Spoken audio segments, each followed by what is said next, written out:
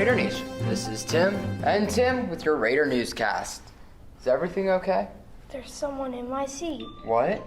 Some dude is sitting in my seat. Who does he think he is? Oh, I was just about to introduce him. He's a special guest we have this week. Middletown cares about the safety of your children even before they get to school. So when the transportation department informed us that drivers were having a difficult time following the school bus stopping laws last year, we immediately wanted to help.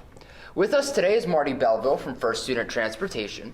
Thank you for joining us, Mr. Belleville. Thank you, Tim. And Tim, sorry about your seat, man. Oh, that's okay, Marty, buddy, old pal. Mr. Belleville, let's start with why obeying the bus safety law is so important. Well, in Pennsylvania alone, we transport over 1.5 million students on school buses, and they travel close to 400 million miles each school year. And unfortunately, we still have children that are getting, injured and or killed by motorists passing stop school buses. So definitely not something that is light of heart. Could you just give us a refresher course on what is in this bus stop law? Basically, every motorist must stop and at least 10 feet away, and sometimes up to 20, 25 feet more. Make sure that they... I hate to interrupt you, but Tim, what are you doing? I made some visuals. I thought they would help. Here, Mr. Marty, I made these for you. Oh, these are great. We can use these awesome. Thank you, Timmy. Mm-hmm. All right, so we have our school bus here.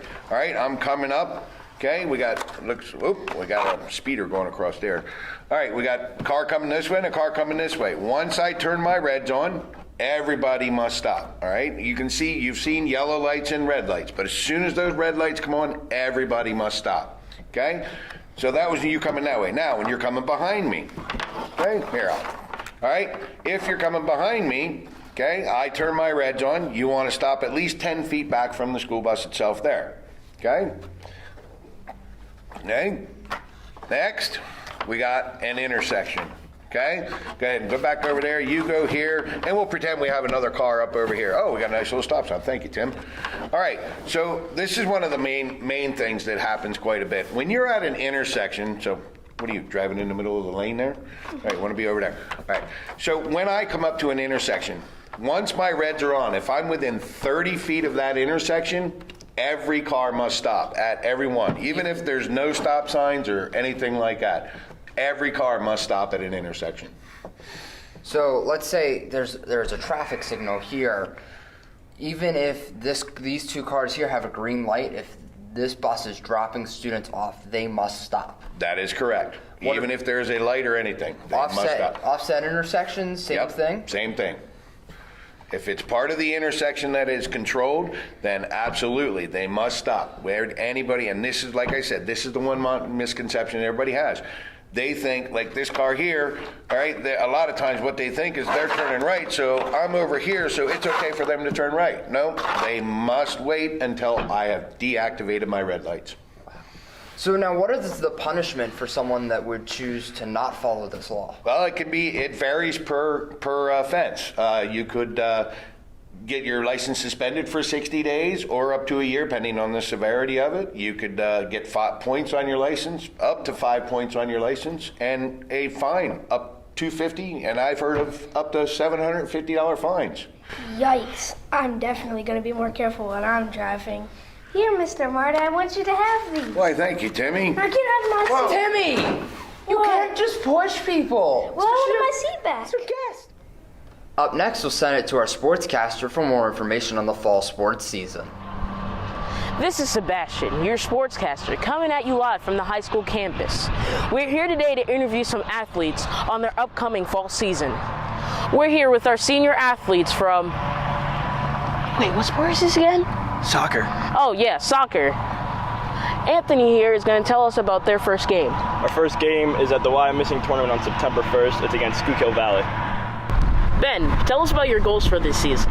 Well, I think our biggest goal is to return to playoffs this year, but hopefully come out with a win. But no matter what, I think we're all just looking to become closer as a family and become better soccer players. Next, we are here with two of our varsity field hockey players, Paige and Noelle. Noelle, would you like to tell us a little bit about your first game? Yes, our first game's August 31st here at 4 p.m. against Eastern York. So, Paige, I hear you guys could use some more field hockey players. What does it take to be a good player? It takes aggression, speed, agility, and most importantly, commitment and teamwork. We'd love to have you. We are even especially excited to have 2 new coaches joining us this year. Yeah, Coach! We're working hard! Come out and see us! Here we have our high school football players that are preparing for the 2018 season. Tell us where to see you in action at your first game, QB. Our first game is Friday, August 24th against Lower Dolphin at Hershey Park Stadium. Here we are with our senior soccer players. And one of the all-stars from last year, Haley, is going to tell us about their first game. Our first game is on September 4th at 7 o'clock at War Memorial Field, and we play McDevitt. Now over to Jade, where she will share their team goals.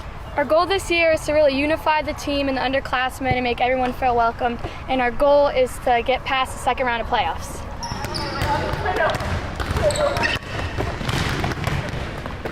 And now let me introduce you to our 2018 girls volleyball team. Our first game is September 4th against Harrisburg High here at the high school gym at 6 p.m. Adrian, tell us about last season. Last season, we were the co-champs of our division, and this year it's our goal to be the champ! Also this fall season, we have cross country, girls tennis, and golf. You can meet all the athletes plus the marching band and cheerleaders at Meet the Raiders on Thursday, August 23rd at 6:30 p.m. at War Memorial Field. Back to you, Tim and Tim. Thanks for joining us again this week. This has been Tim and Tim with your Radar Newscast.